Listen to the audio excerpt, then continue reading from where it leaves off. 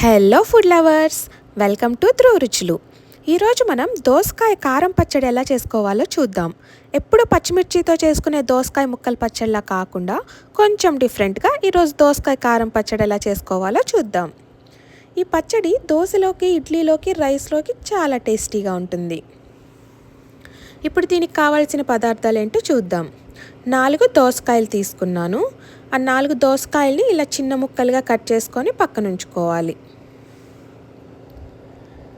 అలాగే ఒక tea glass ఆవపిండి, ఒక స్పూన్ మెంతిపిండి, 5-6 వెల్లుల్లి రెబ్బలు, ఒక పెద్ద గ్లాస్ ఆయిల్, కొంచెం ఇంగువ, ఒక చిన్న గ్లాస్ చిల్లీ పౌడర్, తగినంత ఉప్పు.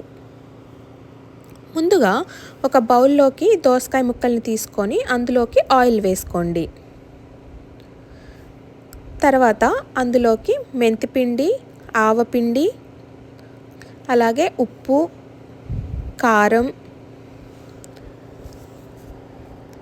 కొంచెం ఇంగువ, అలాగే మనం వెల్లుల్లిపాయని ఇలా దంచుకొని వేసుకోవాలి. ఇప్పుడు ఈ మొత్తాన్ని ఒకసారి బాగా కలుపుకోండి.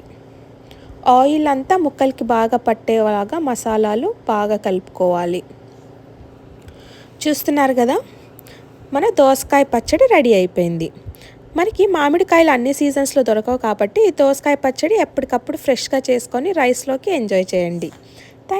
Thanks for watching. Bye. See you again.